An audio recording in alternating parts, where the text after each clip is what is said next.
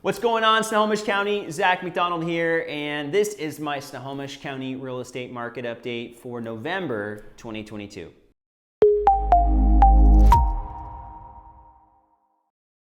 What a year it's been so far here in Snohomish County, and I think really around the region in the Seattle area. We saw one of the hottest housing markets here as we started the year, and well, we're still probably one of the hotter housing markets in the country, even though prices have been coming down. A lot of my friends around the country, agents in other markets, are starting to feel what we've been feeling here for the past 5-6 months, and that is just that things are slowing down. Interest rates are starting to wear on people and really eroding some of the price gains that people were getting. Houses aren't selling for as much as they were earlier in the spring. And there are people that are selling in neighborhoods where their neighbors were getting more for their houses earlier in the year. So, for buyers, great. Sellers, obviously, when you're a homeowner and this is the case, it's not what you like to see. But I think as long as you're not planning to sell, it's not really that much of an inconvenience. So, all right, let's start off with some new listings here. And as we're looking at the new listings, we're seeing trends that are normal for the year, kind of seasonal cycles. And that is, we've got listings being down month over month at 794, but also down year over year, 16.4% down year over year. Pending sales are also down from last month and down 39% year over year. King County similarly had prices being down. Closed sales down as well, 712 closings last month, down 38.8%. And the days on market is up in Snohomish County from last month, and also up considerably, more than double from the same time last year. So as we're looking at the supply numbers, what we've been seeing is fewer listings coming on the market than normal, but then even more of a reduction there in the pending and the solds. So we've been seeing the inventory numbers, or the amount of supply on the market, increasing, and we saw that go from the 0.5 months of inventory here at the bottom of our chart up to 1.7 months of supply in Snohomish County. But what has happened here recently is we've actually seen that number start to tick down just ever so slightly. And so we actually are down month over month. We actually have lower inventory numbers. We had a little bit more than we have this month, but we're at 1,462 houses on the market. And that's up a ton from the 536 last year. So last year we didn't even hardly have enough houses to talk about.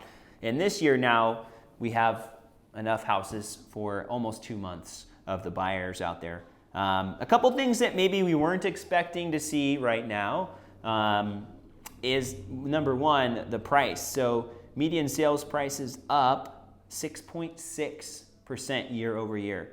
$725,000 median sales price, and the average is also up 4.9% at $786,384.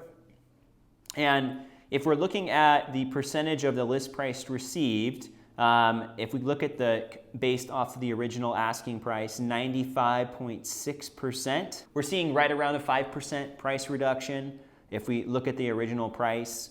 But if we look at the asking price, 98.5%. So typically there's some kind of a price reduction thrown in there before most houses are selling, which is something that we've been seeing regularly on most listings. But overall, Snohomish County, I think as we finish out the year, is going to continue to tighten up. So we're going to see fewer new listings. November and December specifically, are typically really, really slow months for new listings. So if you are on the market during those times, there are buyers for your houses. Less buyers, but there are buyers, and there's going to be a lot fewer homes to compete against. And that's really been the tale of the two halves of this year. Earlier in the year, there weren't enough houses, and so everybody was competing over them. And the last half of the year so far, there haven't been enough buyers for all the houses.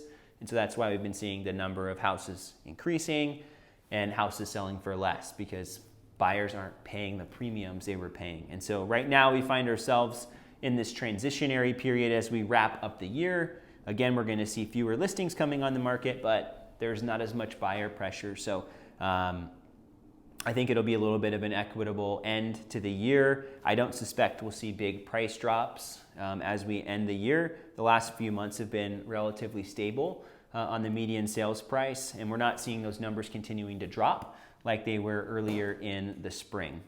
We'll wrap up this update here with a little bit of a focus on the negatives, and specifically the places where home values are down more than others. And so if you're somebody who's thinking about, where in Snohomish County can I get a deal right now, these might be some of those places to consider. So Snohomish County as a whole, I mentioned 6.6% up year over year median sales price. But these are some of the places where median sales price is actually lower than it was last year. So Edmonds, good old Edmonds, down 1.2% year over year. Mount Lake Terrace down 16.8% year over year. Mill Creek down 12.8%. Stanwood down 6.9%. Granite Falls down 8.8%. Sultan down 2.8%. Briar down 4.9%.